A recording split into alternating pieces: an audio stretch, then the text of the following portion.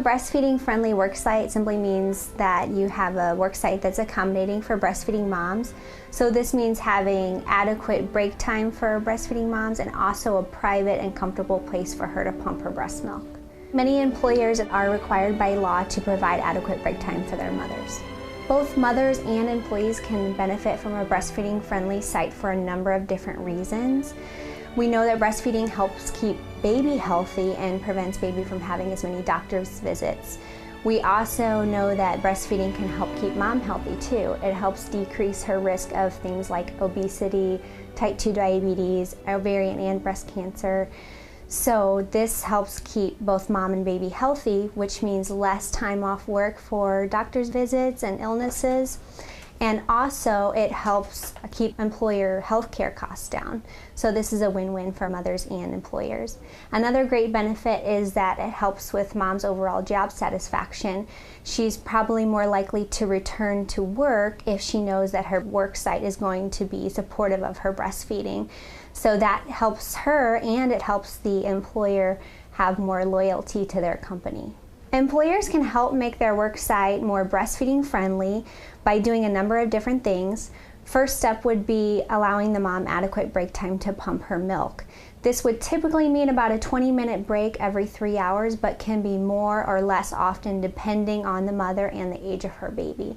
Remember that if a mom is not given adequate break time, that can cause her to experience pain and can increase her risk of developing a breast infection as well. The second thing employers can do is give their moms a private break space that they can comfortably pump their breast milk. So this would be a private and clean space that would not be a restroom.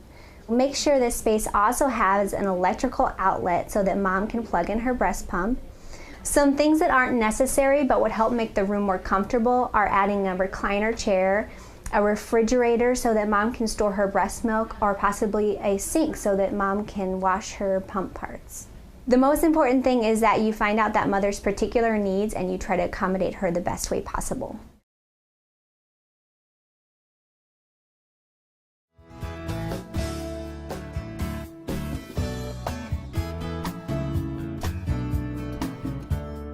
Hi, I'm Kate Colburn-Smith.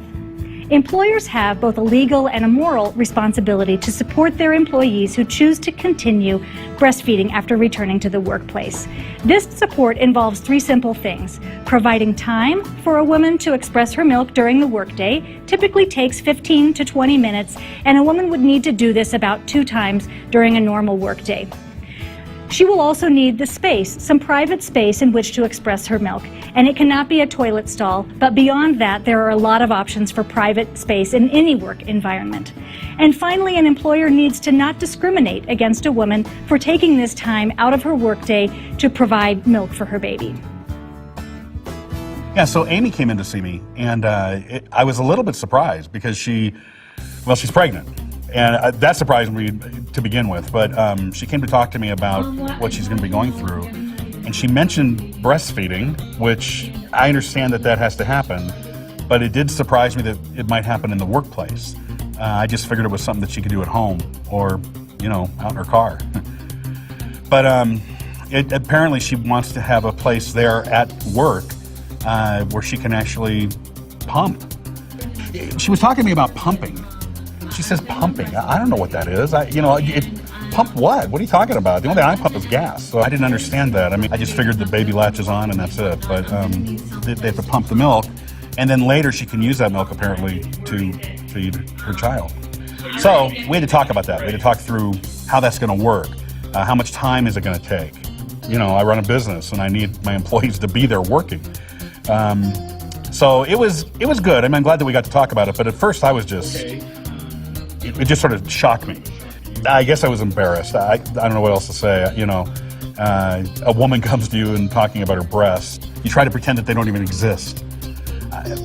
We have all this training about sexual harassment and, all those kind of issues to deal with. Well, they're just breasts, so you have to get past that.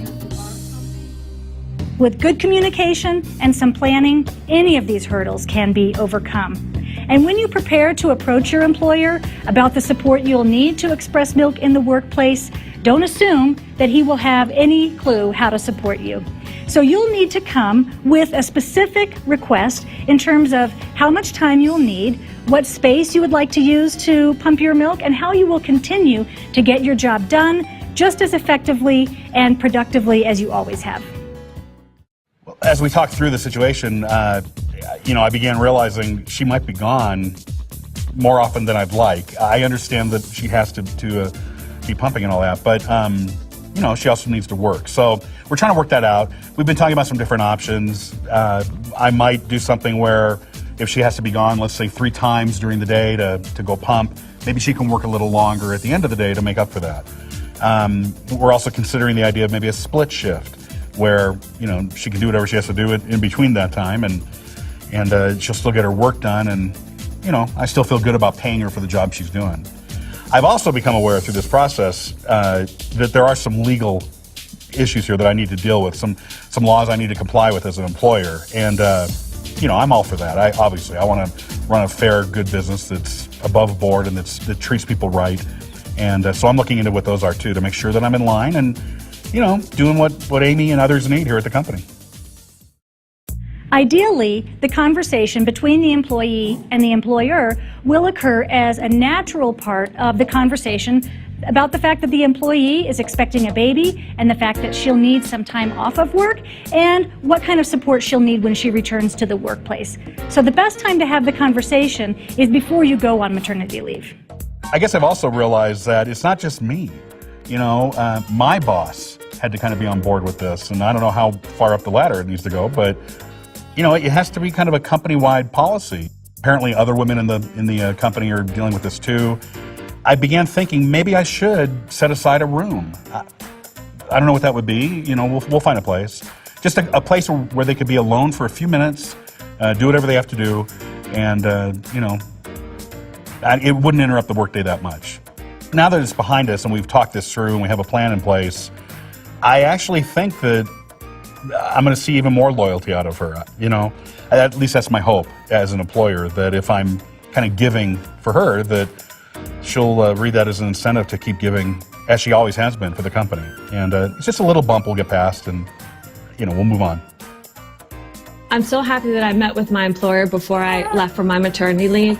It was really wonderful knowing that there was a supportive environment I was returning to that would help me maintain my pumping goals.